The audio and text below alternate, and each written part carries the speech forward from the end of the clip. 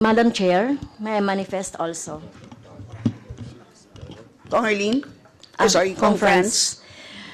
Madam Yes, Chair, pwede ba kami naman muna, hindi naman sunod-sunod na binigyan- sila na lang. Madam Chair, please. So, Madam I'd Chair, I'd so like wala to, pa naman po before tayo you proceed, sa... Before May you I proceed, raise a before you proceed, parliamentary Conference, inquiry, Madam Chair? Before you proceed, I'd like to remind our members for orderly proceedings, please wait to be acknowledged Yes, before ma'am, you speak. pero- Sa ngayon po, dahil nauna po si Kong France, paunahin na muna natin siya. So, Kong France, please proceed. puro sila And na then po I will yung- recognize you after. Kong Dante. Kakasunod, Madam eh. Medyo nauna lang po siya ng 1 Di second po. ba, di ba Kong ang Dante. ating tradition, unang minority, pagkatas majority? Wala pa po sunod-sunod tayo sa naman interpellation, sila. Kong Oo nga Dante. po, pero maski na sa manifestation, dapat ganun din. Nauna lang po siya, so yes po. Kong France, please proceed. Thank you, Madam Chair. So, ang ibig sabihin nito ay kahit na binigyan natin ang Office of the Vice President na second round, no, second time around na magpaliwanag do sa budget at magkaroon tayo ng pagkakataon na siya ay matanong dahil ito naman po talaga yung mandato natin dito sa Kongreso, no. Mabusisi yung budget. So ang ibig sabihin po nito ay binoboykot niya tayo. Pagboboykot ito, Madam Chair, dahil wala pang akong natatandaan na ahensya ng gobyerno o executive branch na binoykot ang Kongreso dito sa budget hearing and deliberation. So ang ibig sabihin, Madam Chair,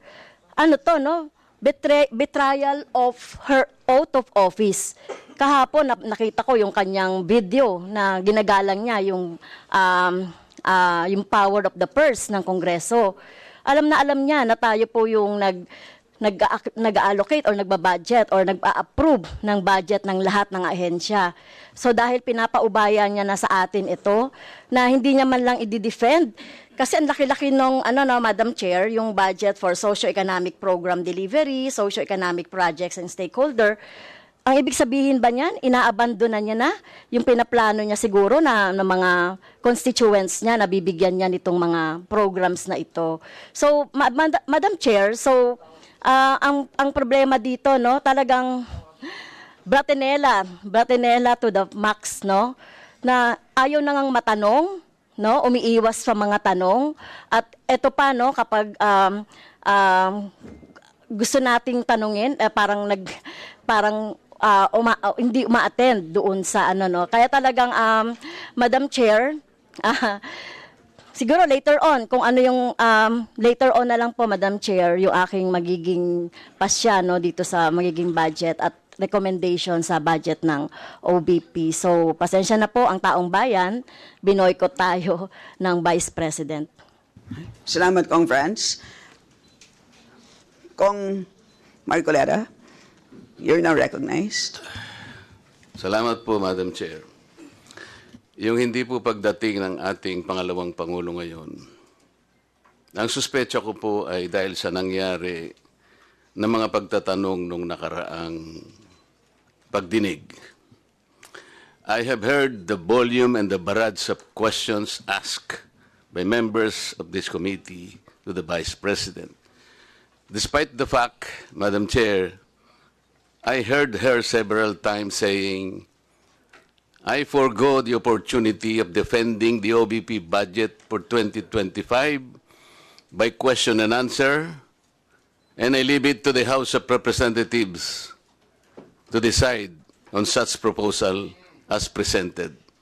That was the template of an answer given by the Office of the Vice President. Madam Chair, napilitan po akong mag-raise ng parliamentary inquiry. I think I have earned this. If I survive my term up to next year, I would have survived also, or I would have completed 18 years in this institution. And in this length of time, I have observed a tradition. The tradition is the two highest positions of government, namely the Office of the Vice President and the Office of the President, are not traditionally subjected to questions I have observed this for so long a time. May I refresh the memory of the members of this committee, Madam Chair. In 2022, the Minority Leader, Honorable Libanan, citing courtesy to the office of the Vice President, took only about 13 minutes to move for the termination of the budget of the Vice President. And after that, the Majority Leader seconded the motion. That was 2022, Madam Chair. Then 2023, no less than the Presidential son, our own Senior Deputy Majority Leader, the Honorable Sandro Marcos, stood up and invoked the long-honored tradition of according courtesy to the OVP, the Office of the Vice President. And in the same manner, he moved for the termination of the office of the budget, the consideration of the budget of the Office of the President, Vice President. I also recall, Madam Chair, that it was terminated. And with the full consternation of Honorable Franz Castro, who then objected, but her objections were never heard until she moved to make up record by way of manifestation her objection. But the committee collectively said, you can no longer do that because there was already a termination of the hearing. This is the time-honored tradition, Madam Chair. For so long a time, we have kept and observed this. We have upheld this tradition. My question is this committee authorized to set aside or discard the tradition? That is the question. Your Honor, such motion was not introduced in the last hearing. I'm now introducing the motion, Madam Chair. I second, Madam Chair. To terminate the consideration of the budget of the Vice President, Madam Chair, on the basis of the long and time-honored tradition, Madam Chair. In order for us to respect a tradition in the same manner that we have respected the tradition here that the first to interpolate every time is the member of the minority. That is the tradition. We have not yet discarded that. We're observing that because we are honorable members of this Congress.